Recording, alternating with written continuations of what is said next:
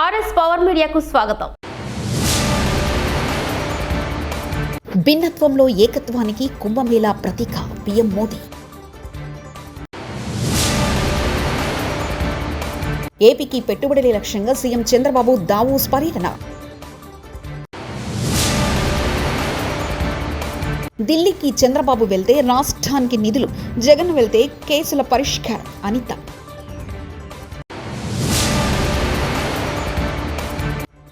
లక్షల 40,000 కోట్లు అప్పు చేసి ఏం పీకినావు రేవంత్? కేటీఆర్. ప్రయాగ్రాజ్లో ప్రారంభమైన మహాకుంభమేళ భిన్నత్వంలో ఏకత్వానికి ప్రతీకని ప్రధాని మోదీ అన్నారు. సమానత్వం, సామరస్యాల అసాధారణ సంగమమైన ఈ కార్యక్రమం అన్ని ప్రాంతాలు, వర్గాల ప్రజలను ఒక్కతాటిపైకి తీసుకొచ్చిందని చెప్పారు.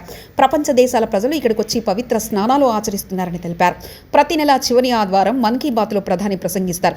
అయితే ఈసారి 4వ ఆదివారం గణతంత్ర దినోత్సవం నేపథ్యంలో 3వ ఆదివారమే ఆయన ఈ కార్యక్రమాన్ని 118వ ఎపిసోడ్లో ప్రసంగించారు. వేల ఏళ్లుగా కొనసాగుతున్న కుంభమేళాలో ఎక్కడ ధనిక పేద తారతమ్యం, కులాల పేరుతో వివక్షకు తావలేదని చెప్పారు. ఇటువంటి కుంభమేళాలు ఉత్తరాది నుంచి దక్షిణాది వరకు ఒకేలా ఉన్నాయన్నారు. ప్రయాగ్రాజ్, ఉజ్జయిని, నాసిక్, హరిద్వార్లో కుంభమేళాలు నిర్వహిస్తుంటే మరోవైపు దక్షిణాదిలో గోదావరి, కృష్ణా, నర్మదా, కావేరీ నదులకు పుష్కరాలు నిర్వహిస్తారని గుర్తు చేశారు. దావోస్ పర్యటనలో ముఖ్యమంత్రి చంద్రబాబు నాయుడు బిజీగా ఉన్నారు. యూనిట్ విమానాశ్రయం నుంచి హిల్టన్ హోటల్కి సీఎం చేరుకున్నారు. హిల్టన్ హోటల్లో ఇండియన్ అంబాసిడర్ మృదుల్ కుమార్తో భేటీ అయ్యారు. అనంతరం పలువురు పారిశ్రామికవేత్తలతో ముఖ్యమంత్రి బృందం సమావేశమైంది. ఏపీలో పెట్టుబడులు పెట్టాలని కోరారు.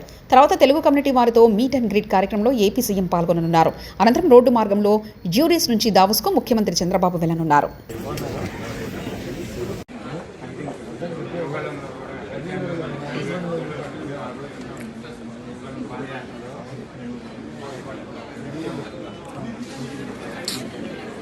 దావోస్లో ప్రపంచ ఆర్థిక సదస్సులో పాల్గొనేందుకు వెళ్లిన తెలుగు రాష్ట్రాల సీఎంలు స్విట్జర్లాండ్ని జ్యూరిష్ ఎయిర్పోర్ట్లో కలుసుకున్నారు. AP CM Chandrababu, Telangana CM Revanth Reddy అక్కడ కాసేపు ముచ్చటించుకున్నారు. రేవంత్ రెడ్డి వెంట తెలంగాణ ఐటీ మంత్రి శ్రీధర్ బాబు ఉన్నారు.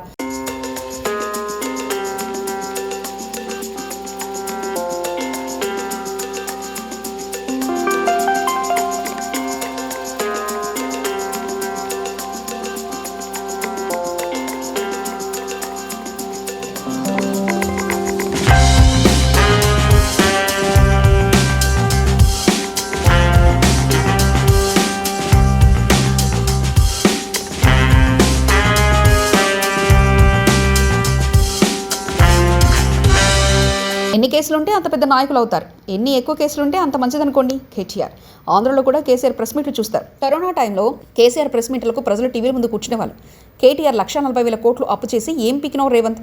ఒక్క కొత్త ఇటుక పెట్టినావా, కొత్త పైప్లను వేసినావా, ఇక కాలువ దవ్వినావా, ఒక కార్మికుడికి లాభం తెచ్చావా, ఒక ఆడబిడ్డకు 2,500 ఇచ్చావా, తులం బంగారం ఇచ్చావా, ఏం పీకినావు సంవత్సరంలో అంటూ కేటీఆర్ వ్యాఖ్యానించారు. మరి ఏం పీకినావు 1 ఇయర్లో? 7 గెలువైనా మరి 140,000 కోట్లు అడవేని. మనం అడగవలసింది గిది. నాయకత్వం విలువ, నాయకత్వ లక్షణాలు తెలుస్తాయి. కరోనా వచ్చింది.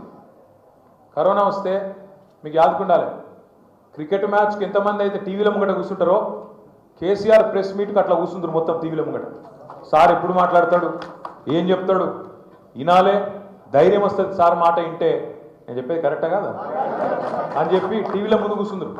ఇంట్లో పెద్దవాళ్ళు, చిన్నపిల్లలు, మనోళ్ళే కాదు, ఆంధ్ర రాష్ట్రంలో కూడా నాకు చాలామంది ఫ్రెండ్స్ చెప్తుండే, ఆంధ్రప్రదేశ్లో కూడా కేసీఆర్ గారి మాట వినాలే, ఏం చెప్తాడో చూడాలి.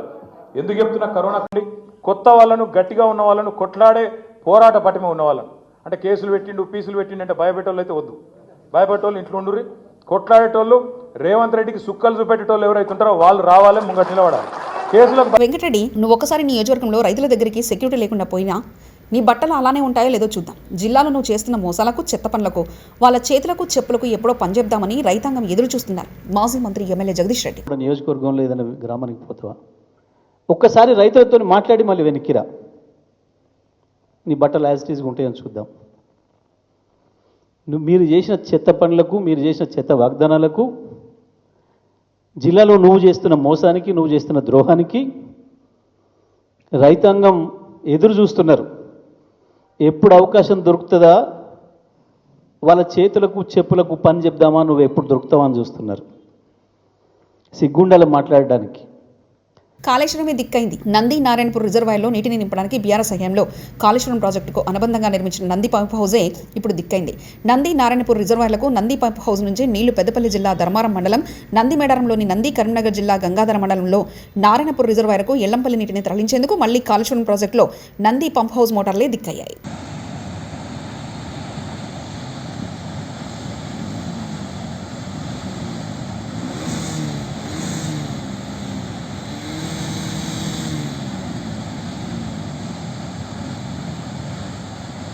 సీఎం చంద్రబాబు ఏపీ సర్కారుకు కేంద్రం పూర్తి స్థాయిలో సహకరించడం శుభపరిణామమని హోంమంత్రి వంగలపూడి అనిత అన్నారు.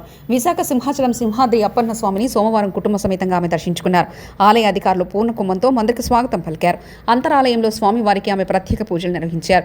అనంతరం ఆలయ వెలుపల మీడియాతో మాట్లాడారు. మంత్రి నారా లోకేష్ కు డిప్యూటీ సీఎం పదవి ఇవ్వవలసిందిగా పలువురు నేతల నుంచి వస్తున్న డిమాండ్లపై అనిత స్పందించారు.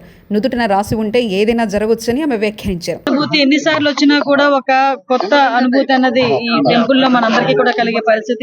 ఆ లక్ష్మీ నరసింహస్వామి అనుగ్రహం ఉత్తరాంధ్ర జిల్లాలకే కాదు, ఆంధ్రప్రదేశ్ రాష్ట్రానికే కాదు, తెలుగు రాష్ట్రాలు, ప్రపంచ వ్యాప్తంగా ఉన్న తెలుగు రాష్ట్రాల్లో ఉన్న ప్రజలందరికీ కూడా ఆ అనుగ్రహం కలగాలని మనస్ఫూర్తిగా కోరుకుంటున్నా.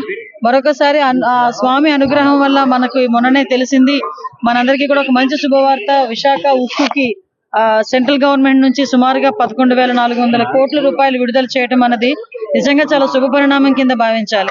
లాస్ట్ 5 సంవత్సరాలు అసలు స్టీల్ ప్లాంట్ ఉంటుందా ఉండదా, ప్రైవేటైజేషన్ చేసేస్తారు, అమ్మేస్తారు, క్విడ్ ప్రోకో కింద వెళ్ళిపోద్ది అని రకరకాలైన ఆలోచనలో ఉన్న పరిస్థితి దగ్గర నుంచి ఈ రోజు స్టీల్ ప్లాంట్ ని నమ్ముకున్న ఆ ప్రజల్ని, అదేవిధంగా ఈ రోజు రక్షించుకోవాలన్న బాధ్యతతో ఈ రోజు కేంద్ర ప్రభుత్వం గౌరవ చంద్రబాబు నాయుడు గారి విజ్ఞప్తి మేరకు, ఈ రోజు ఎన్డీఏ గవర్నమెంట్ విజ్ఞప్తి మేరకు వాళ్ళు బాధ్యతాయుతంగా వ్యవహరించి ఈ రోజు సుమారుగా 11,400 కోట్ల రూపాయలని విశాఖ ఉక్కుకి ఈ రోజు మనం సహాయం చేయడం అనేది నిజంగా చాలా శుభపరిణామం కింద భావించాలి. సెంట్రల్ గవర్నమెంట్ కూడా ఈ ఆంధ్రప్రదేశ్ రాష్ట్రానికి దగ్గర 2,50,000 కోట్ల రూపాయల పెట్టుబడులను కూడా ఈ రోజు వితిన్ 6 నెలల కాలంలోనే మనకి రావటం అన్నది కూడా చూస్తా ఉంటే మనకి తిరుమల శ్రీవారిని డాకు మహారాజ్ చిత్ర బృందం దర్శించుకుంది. సోమవారం వీఐపీ ప్రారంభ విరామ దర్శన సమయంలో దర్శకుడు బాబీ, సంగీత దర్శకుడు తమన్ స్వామివారి సేవలో పాల్గొన్నారు.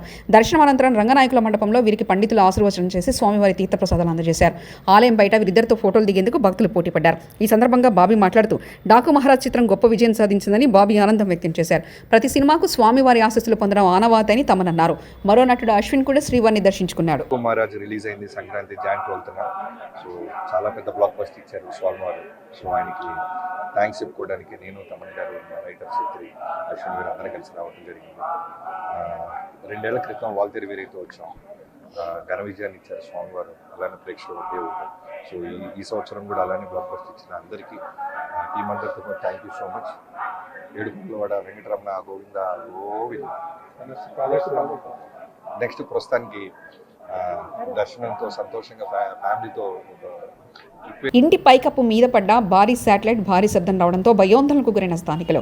కర్ణాటక బీదర్ జిల్లాలోని స్థానిక జలసింగి గ్రామంలో తెల్లవారుజామున ఓ ఇంటి పైకప్పు మీద పడ్డ భారీ శాటిలైట్ పేలడంతో బెలూన్, అందులో ఓ భారీ మెషిన్ ఉండడం, అలాగే రెడ్ లైట్ ఒకటి వెళ్తూ ఉండడంతో ఆందోళనకు గురైన గ్రామస్తులు అందులో ఉన్న లెటర్ ద్వారా ఈ బెలూన్ను Tata institute of fundamental research Hyderabad నింగిలోకి వదిలినట్లు గుర్తించిన పోలీసులు బెలూన్ను వాతావరణంపై అధ్యయనం కోసం విడుదల చేశారని, దాని కారణంగా ఎలాంటి డ్యామేజ్ జరగలేదని తెలిపారు స్థానిక పోలీసులు.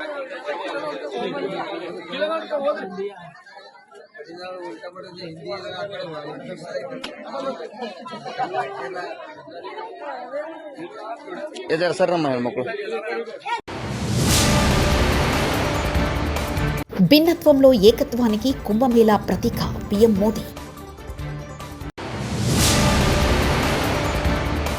ఏపీకి పెట్టుబడులే లక్ష్యంగా సీఎం చంద్రబాబు దావోస్ పర్యటన. ఢిల్లీకి చంద్రబాబు వెళ్తే రాష్ట్రానికి నిధులు, జగన్ వెళ్తే కేసుల పరిష్కారం అనిత.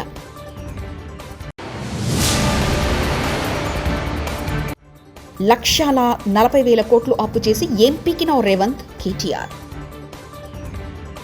మరిన్ని న్యూస్ కోసం చూస్తూనండి RS పవర్ మీడియా.